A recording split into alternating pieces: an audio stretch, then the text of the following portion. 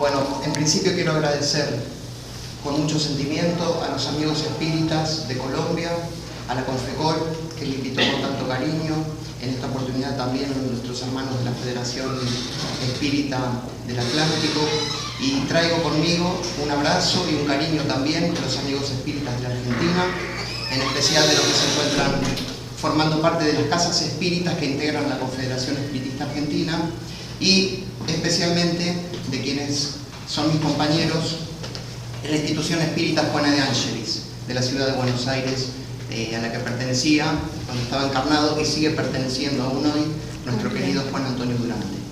Entonces, de parte de todos ellos, para todos ustedes, un gran cariño y un gran abrazo. Gracias. El trabajo que vamos a presentar hoy, como lo indica el título, no sé, para pasar las transparencias. El lápiz. Se titula Pensamiento y Salud desde una óptica espírita. Para quienes somos espíritas, la idea es que encontremos en esta exposición más herramientas, más elementos en favor de nuestra hipótesis, que es la hipótesis espiritualista, tan resistida por el materialismo. La pregunta es posible que lo que no es materia ejerza una influencia sobre lo que es materia? Esta es la idea principal. ¿Es posible que el pensamiento, el alma, el espíritu, la mente pueda actuar sobre el cuerpo? Y en relación con el cuerpo, lo que nosotros denominamos el binomio salud-enfermedad. ¿Es posible que el espíritu nos mantenga sanos o, por el contrario, que nos enferme? Esta es la pregunta que vamos a responder hoy. Los espíritas sabemos cuál es la respuesta, por supuesto. Sí, el espíritu imprime en el cuerpo la salud o la... Si decimos eso, ya no podemos ir todos. Pero vamos a seguir desarrollando los conceptos. La doctora Marlene Rossi Severino Nobre, desencarnada hace poquito, presidenta de la Asociación Médico Espírita Internacional, tiene un artículo muy interesante en el cual ella dice que el espiritismo coincide con la medicina a la hora de definir qué es la salud y qué es la enfermedad. Yo me fijé en la Organización Mundial de la Salud. ¿Qué significa la salud? Es un estado de completo bienestar físico, mental y social. Y no solamente la ausencia de afecciones o enfermedades, un bienestar general. Nosotros nos vamos a concentrar en el bienestar fisiológico, en el bienestar del cuerpo, porque la enfermedad es definida por la Organización Mundial de la Salud como una alteración o desviación del estado fisiológico en una o en varias partes del cuerpo. Entonces, el rojo, ¿verdad? No, adelante. Gracias. Perfecto. Coincide el espiritismo y medicina a la hora de definir qué es la salud-enfermedad, este binomio. Pero, a la hora de determinar las causas, se apartan completamente ambos. El espiritismo advierte que los médicos están mucho más preocupados por los efectos. Ven en el cuerpo una problemática, pero no entienden que eso es un efecto de una causa previa. Según el espiritismo, la salud no es el completo bienestar del conjunto orgánico, sino el bienestar del alma. Y lo que pasa en el cuerpo es el resultado de lo que le pasa al alma. La enfermedad del cuerpo no es más que el efecto de la alteración de ese bienestar, que originariamente es espiritual. Entonces, ¿dónde están las causas de la salud y de la enfermedad? En el alma. ¿Qué es lo que vemos en el cuerpo sano o en el cuerpo enfermo? Los efectos. La pregunta, pues, es: ¿de qué manera el alma influye en el cuerpo? Acá vamos a hacer un poco de metafísica, muy rápidamente, para ver de qué estamos hechos. Dios, la inteligencia suprema, causa primera de todas las cosas, crea dos grandes elementos. Se consideran estos elementos metafísicos porque son dos elementos puros, principios constitutivos de todo lo que existe. Dios crea el elemento o principio inteligente o espiritual por un lado y el elemento o principio material por el otro. Pero no los crea separados. Separados están para nosotros en el entendimiento. Estos elementos están siempre juntos y nunca están puros, están en un estado de constante interacción mutua. Interactúan espíritu y materia. Ambos se transforman en esa interacción. Del lado del espíritu, ¿qué es lo que sucede? Un proceso de individualización, dice el libro de los espíritus. El elemento espiritual comienza a individualizarse en contacto con la materia hasta convertirse en ¿qué? En nosotros. Los espíritus, el principio espiritual se individualiza en lo que somos nosotros hoy, los seres inteligentes de la creación. Kardec en la Génesis define al espíritu como un foco de pensamiento. Interesante ese concepto. Un foco de algo que está ahí actuando, cuyo atributo principal es pensar. Y del lado de la materia, ¿qué es lo que sucede? La materia se transforma, la materia elemental que nosotros conocemos con el nombre de fluido cósmico universal, se transforma en todo lo que nosotros conocemos hoy como materia. Si miramos entonces de qué estamos hechos, vamos a ver que estamos hechos de estos dos grandes elementos. Por un lado, el principio espiritual, que no es material, el foco de pensamiento, al que se le suma una materia sutil, una energía material que llamamos perispíritu. Y si estamos encarnados, se suma otra materia más densa, que es el cuerpo biológico. Esto es lo que somos. Esto es lo que somos si vamos a referirnos a la pregunta ¿de qué estamos hechos? Somos espíritu inmaterial con un cuerpo energético sutil, el perispíritu, y otro cuerpo más denso que es el cuerpo biológico. La pregunta del principio de la exposición es ¿cómo el espíritu actúa sobre el cuerpo? Y ya vemos aquí que hay un factor intermediario que es fundamental, el perispíritu. El fluido cósmico universal es la base tanto del perispíritu como del cuerpo. Nuestro cuerpo espiritual y nuestro cuerpo biológico están hechos de lo mismo. Están hechos de lo mismo. Es esta energía. Kardec hablaba de fluido en el siglo XIX. Hoy podríamos usar la palabra energía. La energía cósmica básica de la que está hecho el universo.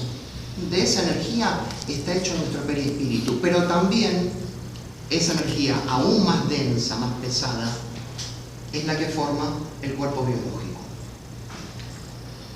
¿Cómo actúa el pensamiento sobre la materia? Kardec dice en la Génesis, los fluidos espirituales, que constituyen uno de los estados del fluido cósmico universal, son el vehículo del pensamiento. Esta idea de que el pensamiento viaja por los fluidos. El pensamiento actúa sobre los fluidos y acá esta famosa comparación. De la misma manera que el sonido lo hace sobre el aire. Ustedes me escuchan a mí, gracias a que entre ustedes y yo hay materia. Esa materia es el aire. Si estuviéramos en compartimentos estancos aislados, con vacío entre nosotros, yo estaría hablando, pero ustedes no podrían escucharme. Lo mismo pasa con el pensamiento. Así como el sonido viaja por el aire, de este lado de la materia, del otro lado de la materia espiritual, el pensamiento viaja a través de los fluidos. ¿Vamos bien? Vamos bien. Bueno. Dice Kardec, en esos fluidos, ¿qué es lo que hay? Hay ondas y rayos de pensamientos. Cada uno de nosotros está emitiendo un pensamiento que viaja por los fluidos de la atmósfera psíquica que nos envuelve, generando ondas y rayos de pensamientos. Una onda, ¿qué es? En términos de la física clásica, es una perturbación que se propaga a través del espacio y que transporta energía. Una onda típica es la que se produce en el agua. Tenemos un estanque de agua, un lago, con el agua muy quieta. Si nosotros arrojamos un objeto, una piedra, por ejemplo aquí, en el medio, vamos a empezar a generar sobre este medio plástico una onda, y ahí esta hojita está ahí para que nosotros veamos cómo, sin actuar directamente sobre la hoja, desde lejos, podemos moverla. La hoja que estaba quieta, sin que la toquemos, se movió producto de las ondas que generamos en un lugar alejado. Lo mismo pasa con nuestro pensamiento. Cuando pensamos, movemos materia. Esto es lo que dice el espiritismo. Cuando pensamos, movemos materia y el pensamiento viaja y llega a su objetivo materializado. El pensamiento llega con una carga de energía. El pensamiento se vuelve materia. No podemos evitarlo. Por el solo hecho de existir, pensamos. Y si pensamos, movemos la energía que nos rodea y la trasladamos a donde sea. A donde sea. Da un poquito de miedo esto, ¿no?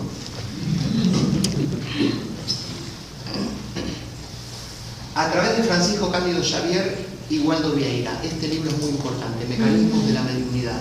Miren cómo se llama el capítulo 4. Materia mental. ¿Qué dice André Luis? Dice lo mismo que estaba diciendo Kardec en la Génesis. Al pensamiento lo llama flujo energético o corriente de partículas mentales. Los fluidos del más allá están hechos de partículas. De partículas. Ese flujo está graduado en ondas. Kardec dice ondas y rayos de pensamiento. Andrés Luis dice lo mismo. Desde los rayos super ultra cortos de los espíritus superiores, los espíritus puros, él le llama legiones angelicales, pasando por las ondas nuestras, que de acuerdo con nuestro grado evolutivo serán cortas, medias o largas, hasta llegar a las ondas que emiten los espíritus que están encarnados en los seres prehumanos, de donde nosotros venimos. Nosotros venimos formándonos como espíritus de los reinos inferiores de la naturaleza. Los animales también tienen un pensamiento que produce ondas de pensamiento. Ondas fragmentarias, pero pensamiento al fin. La vida psíquica de ellos se encuentra en un estado de germinación. ¿Alguna vez nosotros teníamos ese tipo de pensamiento? Es decir, el elemento espiritual está actuando desde el primer momento y a medida que se individualiza cambia el tipo de onda, el tipo de sintonía. ¿Vamos bien hasta acá? ¿Quieren hacer alguna pregunta? Está muy bien. Entonces, ¿de qué está hecho el perispíritu? El perispíritu está hecho de la energía que el foco de pensamiento absorbe del ambiente psíquico en el que se encuentra. El espíritu, como elemento inmaterial, no está nunca sin materia. Se le queda pegada a la materia que corresponde con su nivel evolutivo. Es lo que dice aquí. El espíritu produce en la atmósfera psíquica donde se encuentra el efecto de un reactivo químico que atrae hacia él las moléculas. Esto lo dice Kardec en la Génesis. Los fluidos están hechos de partículas, de moléculas, que su naturaleza puede asimilar. A mí me gusta compararlo con un imán.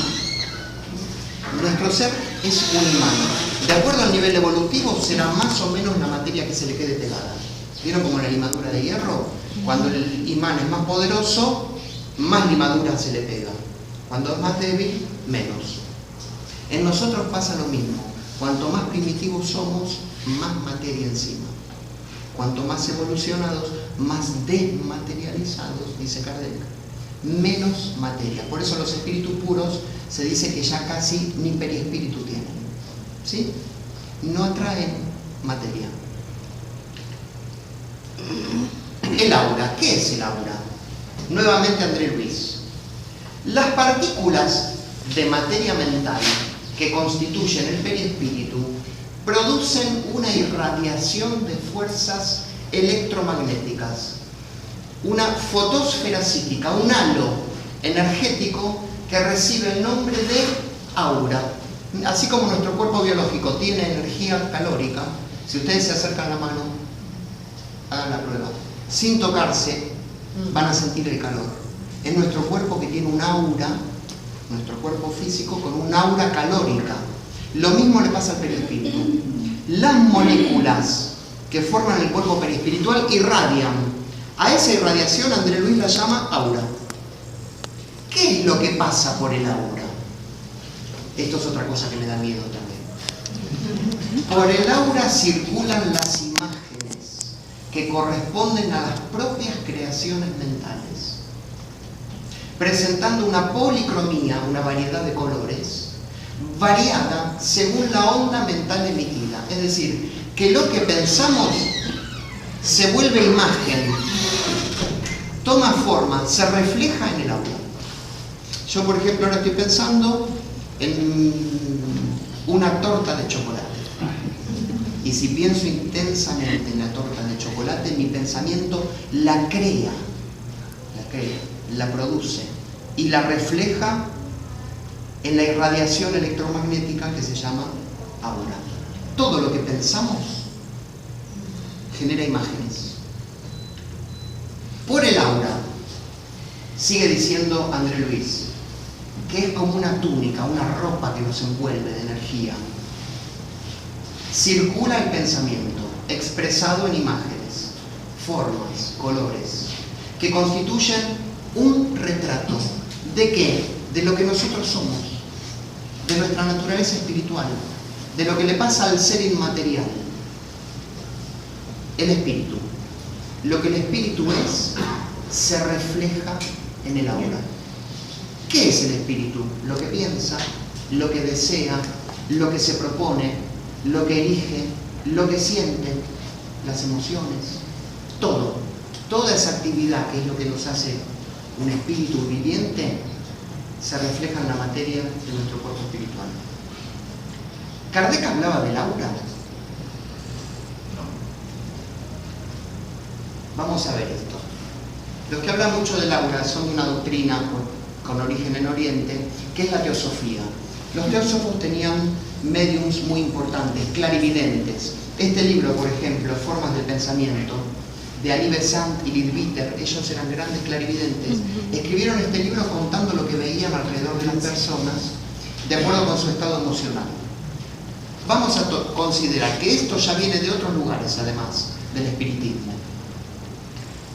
Afecto puro indefinido, afecto definido, afecto egoísta, amor intenso, paz y protección, amor posesivo.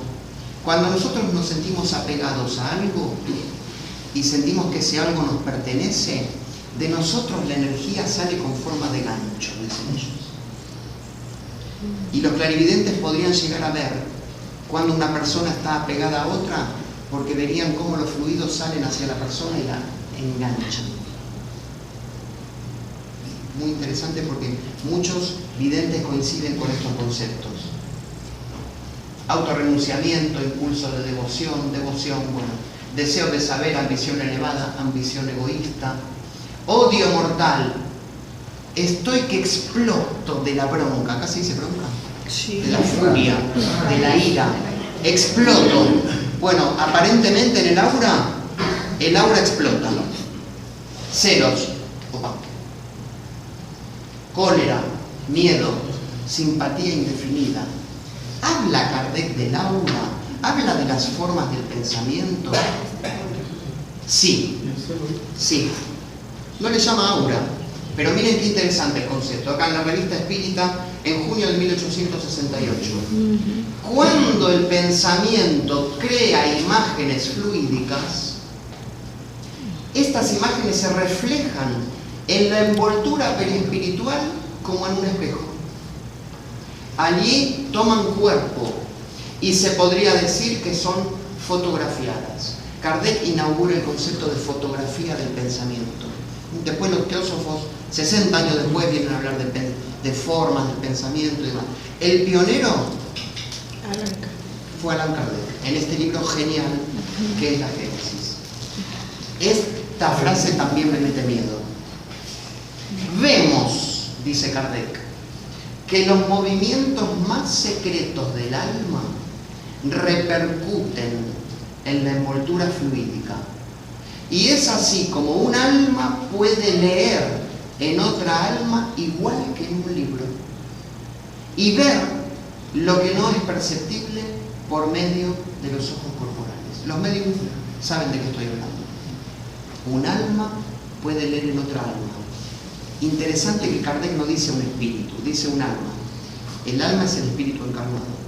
Es decir, que no solamente los espíritus desde el mundo espiritual ven lo que pensamos. Los espíritus encarnados, entre nosotros también, si tenemos la facultad, podemos ver lo que pensamos. En parapsicología, ¿eso cómo se llama? Telepatía. Telepatía, la transmisión del pensamiento. Yo veo lo que el otro está pensando, puedo ver las imágenes de lo que el otro está pensando. Esto es espiritismo. ¿Alguna pregunta o comentario? ¿Vamos bien por ahora? Vamos bien. Eso. ¿Qué tipo de fluidos voy a generar? Eso va a depender del tipo de pensamiento que yo tenga. Y ahí entramos con el componente de salubridad o de toxicidad, de armonía o de desarmonía, de salud o de enfermedad, que quedan los fluidos de acuerdo con lo que estamos pensando. Los fluidos van a asumir, van a quedar impregnados de cualidades buenas o malas. Kardec habla de pureza o impureza de los sentimientos. Si yo tengo sentimientos impuros, el orgullo, la envidia, los celos, voy a generar un tipo especial de fluido tóxico. Si tengo sentimientos superiores, los fluidos que van a repercutir con esos pensamientos van a ser armónicos, saludables. Así pues, dice Kardec, los fluidos que envuelven a los espíritus malos, acá ya está el componente moral. La persona mala está envuelta con fluidos viciados, dice Kardec. En cambio, las personas buenas, encarnadas o desencarnadas, van a estar envueltas con fluidos puros. Y eso va a ser en correspondencia con el grado de perfección moral. Entonces, acá Kardec está diciendo, ¿de qué va a depender el perispíritu? ¿De qué va a depender el aura del perispíritu? De la naturaleza moral del foco de pensamiento. Del ser, sí. El que manda acá es el espíritu, especialmente en cuanto a su grado de perfección moral. No tanto que sea muy inteligente, sino de cómo sea en términos de amor, por así decirlo. A mayor amor, mayor equilibrio fluídico. A menor amor, más desequilibrio fluídico. Por eso, Emmanuel nos dice en Derrotero, un libro muy bonito, el pensamiento es el generador de infracorpúsculos. ¿Ven? Otra vez, Kardec, André Luis y ahora Emmanuel. Después vamos a ver que Juana de Ángelis también habla de esto. Infracorpúsculos, corrientes mentales, de bien o de mal, grandeza o decadencia, vida o muerte, según la voluntad que lo exterioriza y lo dirige. Todos los espíritus confluyen en el mismo concepto, confluyen en la misma idea. Emmanuel, de nuevo, en Pan Nuestro. Pensar es crear. Hoy esta es una frase que ya está popularizada, ¿no? Muchos dicen, somos lo que pensamos. Es esto. Efectivamente, somos lo que pensamos. Nuestro cuerpo físico es el reflejo de lo que pensamos. Por lo tanto, acá vamos a ver esta idea porque es lo que tiene que ver con la salud del cuerpo. La realidad de esa creación, estas formas del pensamiento, pueden no exteriorizarse de inmediato, quedan en el aura, quedan en el perispíritu y no se exteriorizan ¿dónde? En el campo de los efectos transitorios. ¿Cuál es ese campo? El campo de los efectos transitorios es nuestro cuerpo físico.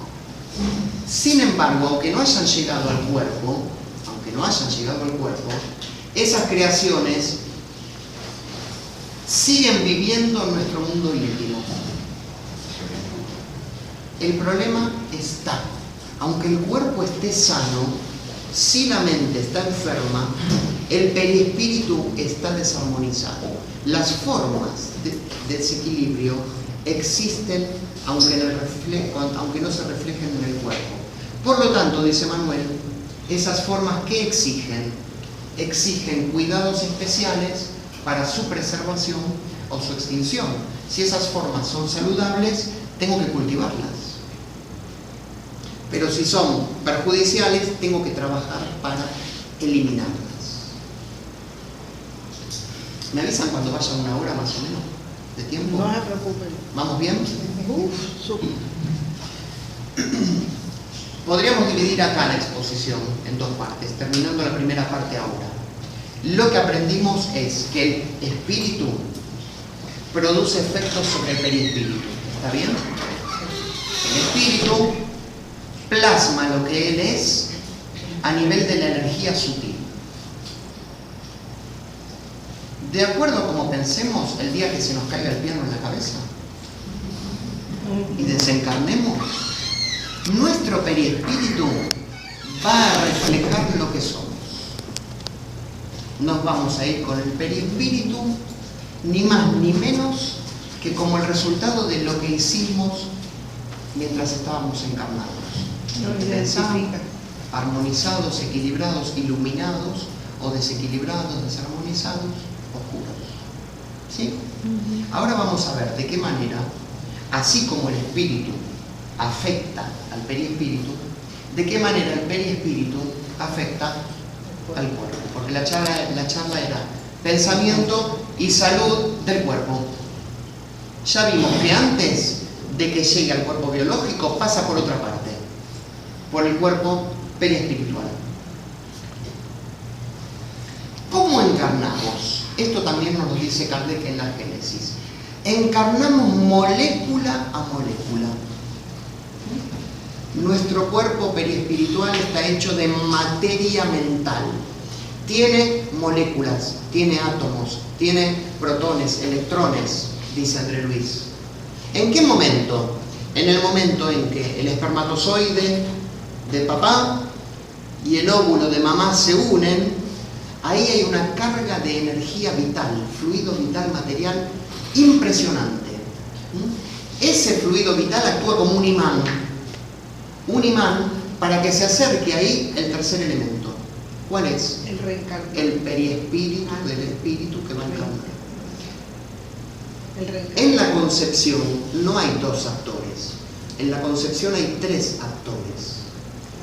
El aporte del padre biológico, el espermatozoide, el aporte de la madre biológica, el óvulo y el propio espíritu reencarnante. Es un acto de tres, la concepción. El principio vital del embrión atrae al perispíritu, que dice Kardec, posee ciertas propiedades de la materia, ¿ven? Porque está hecho de moléculas. Una molécula del perispíritu se adhiere a una molécula del huevo que se acaba de formar. Por un efecto contrario, esto es la muerte, ¿eh? No nos vamos a dedicar a estudiar el fenómeno de la desencarnación, pero es igual que la encarnación, pero al revés. Cuando encarnamos lo hacemos molécula a molécula y cuando desencarnamos nos desprendemos molécula a molécula. En esa molécula de perispíritu va nuestra salud o nuestra enfermedad. En cada una de esas moléculas. A medida que el perispíritu se prende del cuerpo, contagia al cuerpo. Si el perispíritu está enfermo, vamos a encontrar como resultado en el cuerpo biológico las enfermedades congénitas. Cuando el bebé ya nace enfermo, porque su espíritu estaba enfermo y su perispíritu estaba desarmonizado, estaba desequilibrado. ¿Vamos bien? ¿Seguimos? Sí. Sigue Kardec. Acá ya Kardec empieza a hablar de las enfermedades.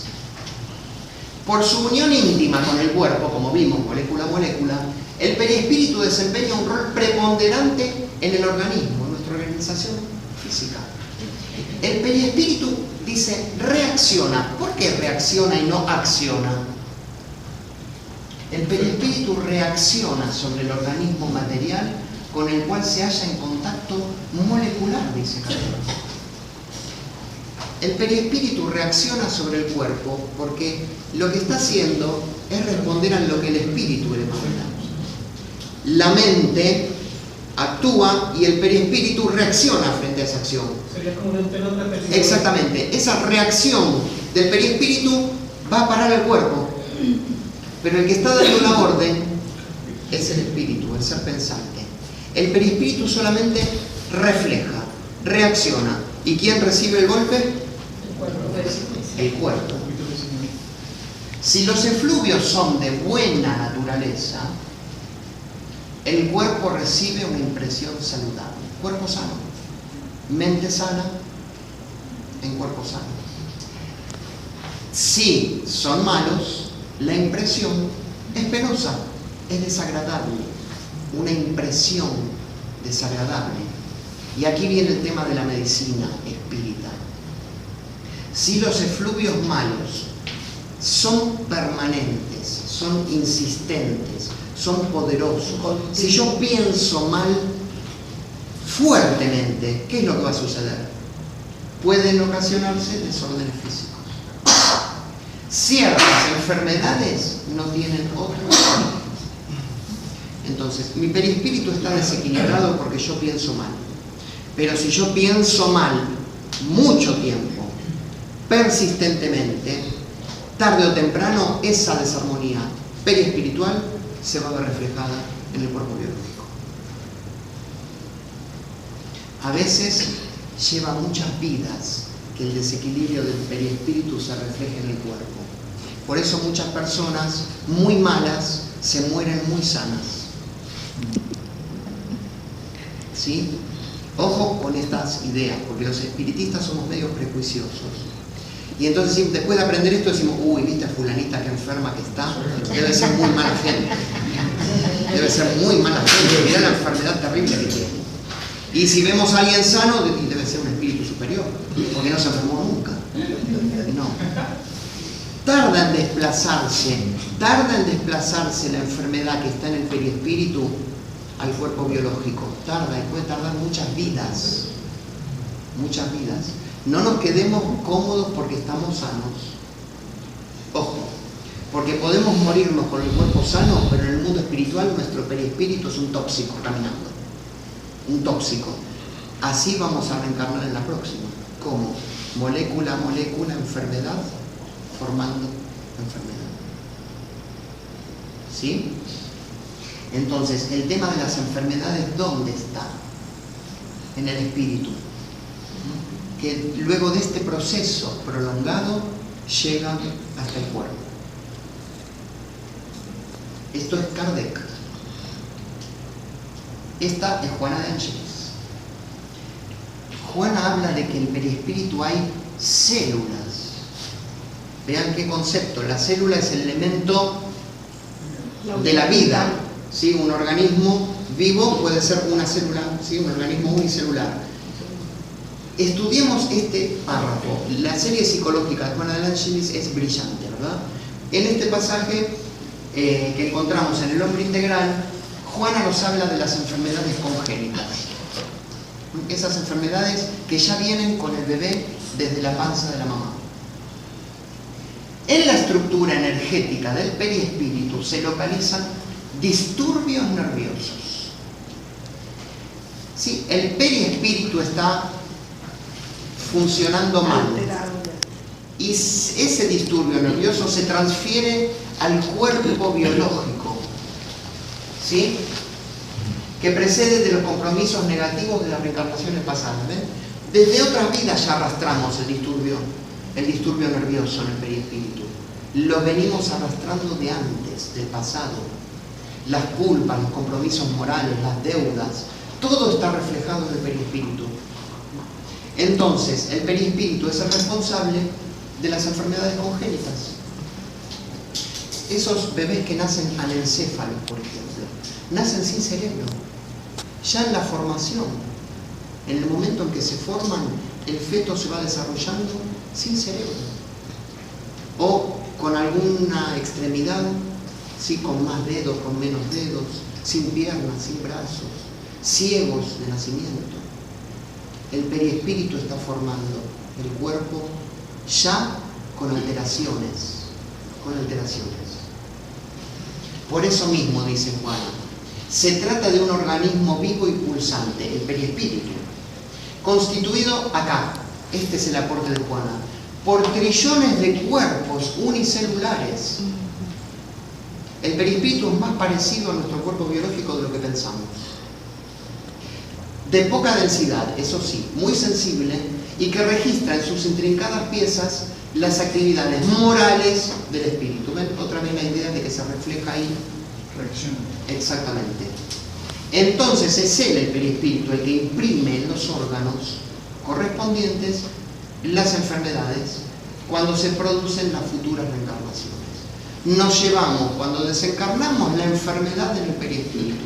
Y ahí, en la próxima reencarnación, salíamos contentos de la vida pensando que estábamos sanos. En la próxima, ya empezamos enfermos desde el minuto 1. La célula. Esto es material para nosotros cuando hablamos con los profesionales.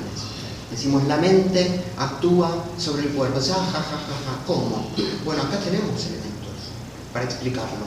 Y la ciencia está avanzando hacia ahí. Hay disciplinas, como vamos a ver ahora, la epigenética, la psico-neuroinmunoendocrinología y otras, que van así, por este camino. Lo no material actúa sobre lo material. Ahí tenemos una célula de un organismo animal.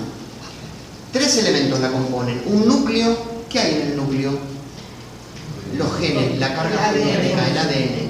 El núcleo está rodeado por un citoplasma, donde están proteínas, una serie de cuestiones, y finalmente el total está envuelto en una membrana celular que se descubrió ahora que tiene como unos ganchitos la membrana celular. Esos ganchitos captan sustancias químicas que andan por el ambiente. Ahora lo vamos a explicar. En el núcleo, ¿qué tenemos entonces? Tenemos el ácido desoxirribonucleico, el ADN, y el ácido ribonucleico. Acá para tener una idea. El ADN es la información, si estuviéramos en una biblioteca, el ADN es lo que está escrito en los libros. Y el ARN es el bibliotecario.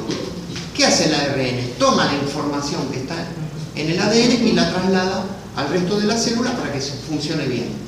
Si en el ADN hay un gen con una determinada enfermedad, va don bibliotecario, toma, por ejemplo, la diabetes, toma la diabetes que está, porque es hereditaria. ¿Sí? Todos nosotros tenemos en los genes, estando sanos, tenemos enfermedades que heredamos de nuestros padres, de los nuestros genes abuelos. recesivos que ya... Exactamente. Entonces, ahí está la enfermedad. Pero nosotros los espíritas decimos, no necesariamente por el hecho de que esté la enfermedad, va a tener que activarse. ¿Sí? Hay el caso famoso de Angelina Jolie, ¿lo conocen?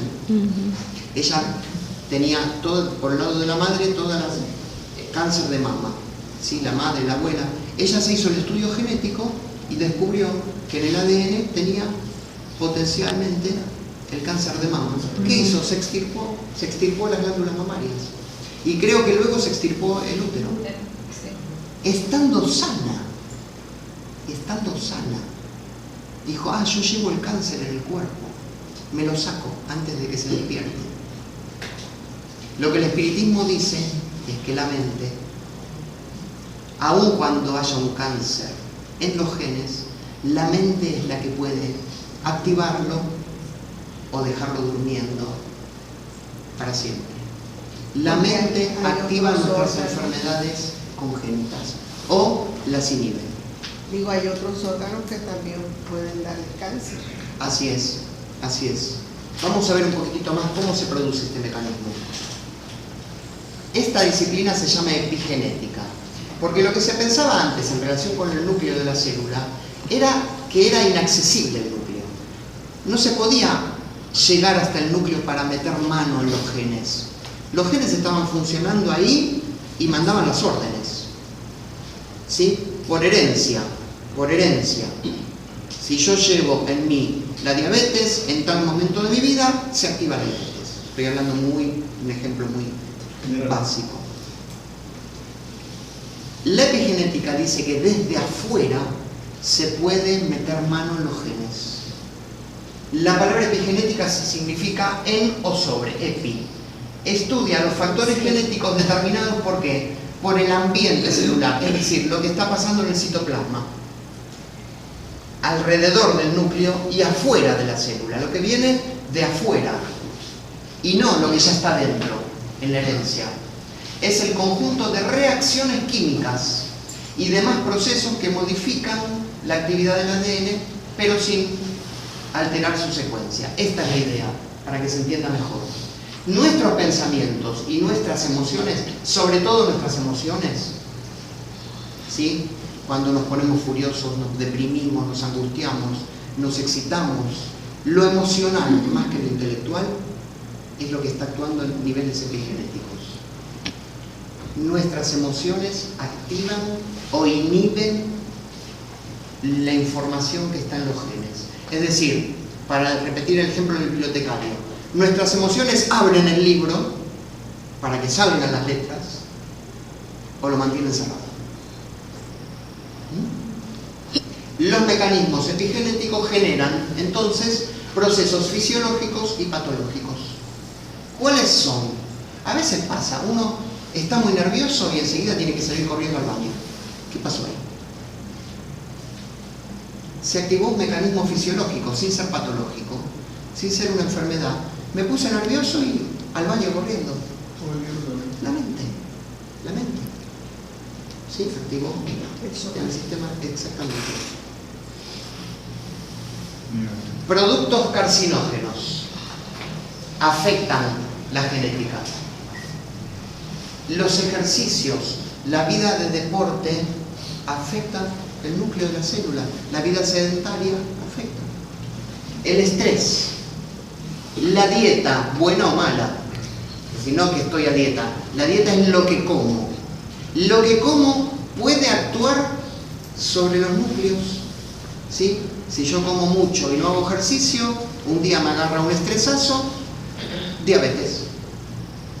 ¿Sí o no? Se combina todo. La mala dieta, la falta de ejercicio y una acción emocional. Me activa el gen de la diabetes, que estaba ahí dormidito. El tabaco, las infecciones, la inflamación. Todo esto son elementos epigenéticos, de afuera, actuando adentro del núcleo. Activan o inhiben la información genética. Vamos a detenernos acá, en el estrés, porque el estrés es donde está el alma actuando más. El alma actúa a la hora de consumir tabaco también. El alma actúa a la hora de comerme la torta de chocolate en vez de la lechuguita, como digo yo. Pero donde actúa más directamente es cuando estoy perturbado emocionalmente. Más allá de lo que coma, más allá de que haga gimnasia, puedo ser un excelente deportista, puedo hacer una dieta espectacular, no fumar, no tomar alcohol, pero estar estresado. ¿Sí? Esta es la doctora Cadence-Perk. Ella descubrió la manera como, voy a decir yo, el periespíritu actúa sobre el cuerpo. Ella descubrió en el cerebro que el cerebro segrega una sustancia química. Las emociones, los pensamientos activan en el hipotálamo, ahí está el hipotálamo, la producción de unas moléculas que reciben el nombre de neuropéptidos. No son células, son sustancias químicas. Son menos que células. Sustancias químicas segregadas por las células nerviosas. Acá hay una imagen, fíjense. La célula nerviosa emite sustancias químicas que son captadas por otras células en otras partes del cuerpo que tienen estas puertitas que se llaman receptores. Sale del cerebro la sustancia química que fue activada por la mente través del perispíritu, viaja por el torrente sanguíneo y esa información se pega al receptor, entra al citoplasma y luego afecta al núcleo, activando o desactivando. El cerebro es el que manda. El cerebro es el que manda. Se descargan los neuropéptidos en la sangre a través de la glándula pituitaria, esta que está aquí, y se dirigen al resto de las células de los diferentes sistemas del organismo: el nervioso, el inmunológico, el endocrino, que se encuentran interconectados. Ella descubrió que hay lo que llama una red psicosomática. Lo que pienso activa el cerebro descarga las moléculas y estas moléculas se integran en el sistema. Primero por el nervioso, luego el inmunológico, luego al endocrino. Bajan las defensas, se activa la enfermedad. Por eso hay una disciplina que se llama psiconeuroinmunoendocrinología, que estudia la manera como se integran la mente con el sistema nervioso, el sistema inmunológico y el endocrino. Somos una unidad, siempre comandada por el ser inmaterial que es nuestra esencia, el espíritu. El espíritu. La información contenida en los neuropéptidos es introducida en el interior de las células a través de sus receptores, que son estos ganchitos, actuando así sobre el citoplasma y sobre el núcleo. ¿Alguna pregunta? ¿No? Muy interesante. ¿Seguimos un poquito más? Sí, señor. Los niñitos univitelinos. ¿Qué es lo que caracteriza a los gemelos univitelinos? Para entender cómo la epigenética es una realidad. Los gemelos univitelinos tienen origen en un solo óvulo, ¿sí? Un espermatozoide, un óvulo que es fecundado, y en el momento en que ese óvulo tiene que empezar a dividirse en dos para dar lugar a un bebé, se divide en dos bebés. Pero era un solo óvulo fecundado. Entonces, ¿qué es lo que pasa? En esos dos bebés está la misma carga genética, la misma información. Son idénticos, por eso se ven idénticos. Es la misma carga genética en ambos cuerpos. El embrión originario se divide en dos embriones idénticos con la misma carga genética. Ahora, estos niños empiezan a vivir y tienen, si bien tienen el mismo cuerpo, la misma carga genética, no tienen el mismo espíritu. Y tampoco tienen el mismo ¿qué? El mismo perispíritu. Entonces, a medida que avanza la vida, empiezan a verse las diferencias. Y si este come sano y hace deporte y es espiritista, va a estar sano. Y este que come mal, que tiene una vida sedentaria y que odia a todo el mundo, va a activar alguna enfermedad genética. Y entonces vamos a decir, ¿pero cómo? La diabetes tenía que haberse despertado en los dos al mismo tiempo, porque está escrito en sus genes. Está escrito. Y sin embargo uno, pensando bien, inhibió la activación del gen. El otro, pensando mal, la despertó. Acá tenemos una lista de enfermedades genéticas que activamos con el pensamiento ya desde el momento en que encarnamos o durante la encarnación. ¿Sí? Esto fue extraído del mapa del genoma humano en el año 94. ¿Alcanzan a leer las enfermedades? Están escritas en nuestros genes. Las heredamos. El cáncer familiar de colon, la retinitis pigmentaria, enfermedad de Huntington, poliposis colifamiliar, hemocromatosis, ataxia, mucoviscosis, exotosis múltiple, melanoma maligno, neoplasia, anemia, fenicetonuna, retinoblastoma, una enfermedad de la retina, enfermedad de Alzheimer, enfermedad de Tay-Sachs, enfermedad poliquística del riñón, los quistes del riñón que se forman, se heredan, el cáncer de mama, la mitoidosis, la hipercolesterolemia, Si yo como lechuguita todo el día y tengo 170 de colesterol, ¿cómo puede ser?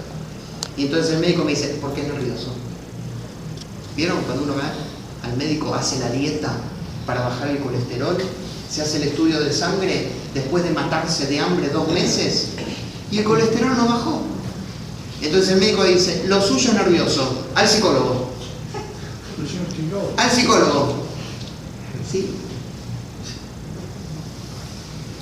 Trisomia, esclerosis lateral amiotrófica, miopatías, la hemofilia, la neurofibromatosis, etc. El espiritismo es tan esperanzador, porque lo que nos está diciendo es que nosotros no estamos condenados a enfermarnos por el solo hecho de que llevamos en la carga genética alguna enfermedad heredada. Nosotros podemos inhibir la enfermedad pensando bien. Pensando bien.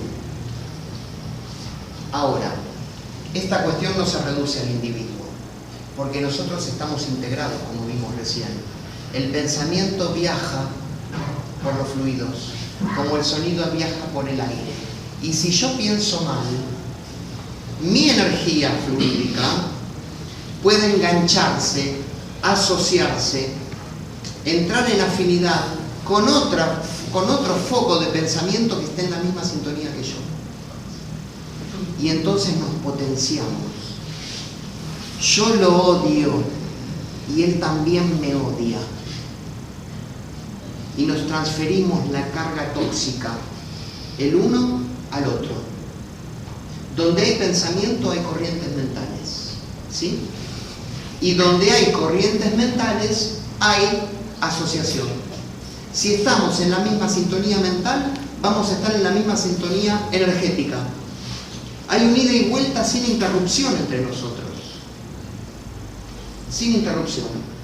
Toda asociación es interdependencia e influencia recíproca. Es decir, que yo genero una influencia sobre el otro y el otro la genera sobre mí. Somos esclavos. Esclavos el uno del otro. ¿Sí? Por eso Jesús nos decía, habéis oído que fue dicho, amarás a tu prójimo y odiarás a tu enemigo. En términos de nuestra clase de hoy, ¿qué es esto? Amarás a tu prójimo, es decir, amarás al que te ama. Te pondrás en sintonía de amor con el que emite amor, pero odiarás al que te odia. Te pondrás en sintonía de odio con el que te odia. Esta es la ley del talión. La ley del talión. Jesús dice, a ustedes se les enseñó esto, que le devuelvan el odio al que los odia.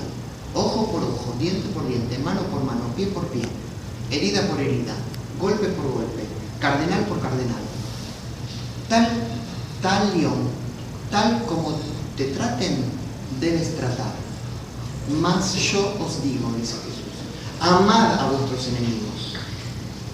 Es decir, al que te envíe los fluidos de odio, no le des odio, no te enganches. Envíale los fluidos del amor. Amad a vuestros enemigos, haced el bien a los que os persiguen y orad por los que os injurian y calumnian. Es decir, nosotros tenemos que vibrar siempre en positivo frente a los tóxicos que nos envían. De esa manera el mal no nos va a llegar nunca. Yo siempre cuento una anécdota de una señora que vino una vez a la consulta, a la asistencia espiritual. Venía indignada con su suegra. ¿No? Decía, mi suegra me hizo un trabajo, porque mi suegra es una bruja, mi suegra es malísima, me odia, busca mi destrucción, mi fin, quiere que me separe de mi marido, que es el hijo de ella, obviamente. ¿Y a usted le llega todo lo que su suegra le hace? Le pregunté. Sí, por supuesto. Entonces, usted es más parecida a su suegra de lo que cree. Porque si lo que su suegra le hace le llega, es porque usted le abre la ventana, le abre las puertas y está en sintonía con ella. Usted me dice que su suegra la odia, pero seguramente usted también odia a su suegra. Entonces, ¿cómo evitamos que nos hagan un trabajo? ¿Cómo evitamos que nos hagan una brujería? Amando. Amando. Es fácil decirlo, ¿no? ¿Cuándo nos detenemos a pensar? Este es Emmanuel, en Pensamiento y Vida. Este libro también es extraordinario. Hay grupos de estudio con este libro. ¿Cuándo nos detenemos a pensar en las faltas de los otros? Esta señora que pensaba en lo mala que era su suegra, pensaba en el mal de la suegra. Ella estaba vibrando en el mal de la otra. ¿Qué es lo que pasa? El espejo de nuestra mente la refleja de inmediato, absorbiendo imágenes deprimentes que nuestra imaginación digiere y más tarde incorpora en los tejidos sutiles del alma. Cuando yo pienso en el odio de los otros, asimilo el odio de los otros, me conecto, me sintonizo con eso. Y el odio del otro se convierte en odio mío, que va ¿a dónde? ¿A dónde va a parar? Al perispíritu, a desarmonizar el perispíritu. Si nosotros somos expertos en ver el mal de los demás, en engancharnos con el mal del otro. ¿Viste fulanito qué malo? ¿Viste fulanito lo que hizo? Lo que estamos haciendo es tender un puente. Tender un puente. No es una observación que hacemos nada más. Pensar en el mal del otro hace que absorbamos el mal del otro. Por esa razón, no es extraño que con el transcurso del tiempo, pasemos a expresar nosotros mismos aquello que hemos asimilado a través de su vehículo de manifestación. Ya sea por medio del cuerpo carnal, se refleja en el cuerpo, mientras permanecemos entre los hombres, o del cuerpo espiritual del que nos servimos después de la muerte. De tanto pensar en la suegra mala, terminamos enfermándonos nosotros. Entonces, dice la doctora Marlene, para terminar, si la causa de la enfermedad está en el alma, que es lo que quisimos decir hoy, ¿verdad? Si la causa está en el alma, es en el alma donde reside la fuente primaria de todos los recursos medicamentosos definitivos. En el alma tenemos el remedio de los recursos para sanarnos definitivamente. ¿Podremos tomar una aspirina para que no nos duela la cabeza? Sí, claro. Pero en el alma está la cura definitiva. Los fármacos no pueden remover las causas. Los fármacos no llegan al alma, que es donde está la causa trascendental del carácter mórbido, es decir, de las enfermedades. El remedio eficaz, ¿dónde está? En la acción del propio espíritu enfermo, en el pensamiento. Pensemos bien, amemos. Jesús decía, amemos, amemos, y vamos a estar sanos. La encarnación de por sí ya representa una estación. Estar encarnados, descargar las toxinas en el cuerpo biológico, es empezar a curarse. Por eso muchas veces vemos a personas terriblemente enfermas, pero cuyo espíritu ya está sano, porque han aprendido de la enfermedad. Quedó el cuerpo enfermo, pero cuando muere, el espíritu se va libre. La encarnación sirvió para descargar el mal, y el espíritu se quedó puro en el más allá. La encarnación ya es un tratamiento de cura. Ciertas enfermedades requieren más de una encarnación. Varias existencias, con la misma intensidad de sus procesos regeneradores. Muchas personas están tan mal que necesitan varias vidas de enfermedad para liberarse. Varias vidas de enfermedad para liberarse. El hombre, entonces, durante mucho tiempo todavía, seguirá tratando la salud del cuerpo, hasta que aprenda a preservarla y a defenderla mediante la salud del alma. Seguiremos tratando los efectos hasta que entendamos que hay que resolver el tema a nivel de las causas. Los fármacos serán reemplazados por la excelencia de los recursos psíquicos. Amad a vuestros enemigos. Eso es curarse. Lo dice André Luis. El amparo a los otros crea amparo en nosotros. Motivo por el cual los principios de Jesús establecen, cuando son observados, la inmunología perfecta en nuestra vida interior. ¿Ven? Si nosotros amamos, las defensas no nos van a bajar nunca. Si no amamos, ¿qué es lo que hacemos? Esto que está acá.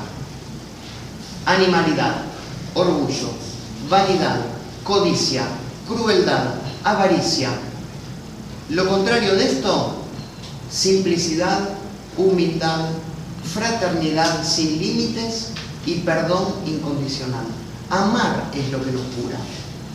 Amar es lo que nos cura. Odiar es lo que nos enferma.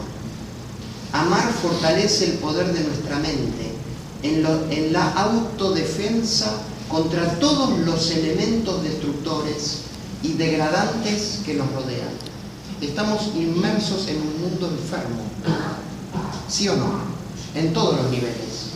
La atmósfera psíquica que nos envuelve y que absorbemos con el perispíritu está enferma. Entonces nosotros tenemos que convertirnos en foquitos de luz de salud en medio de la tiniebla de la enfermedad que nos envuelve, que nos rodea, articulando nosotros las posibilidades imprescindibles en la evolución hacia Dios. Por eso, para terminar, quiero compartir con ustedes una frase muy breve del Espíritu de verdad en el Evangelio según el Espiritismo. Yo soy el gran médico de las almas. Yo soy el gran médico de las almas. Dice Jesús, el Espíritu de verdad, en el Evangelio según el Espiritismo. Muchas gracias por la paciencia de escucharme.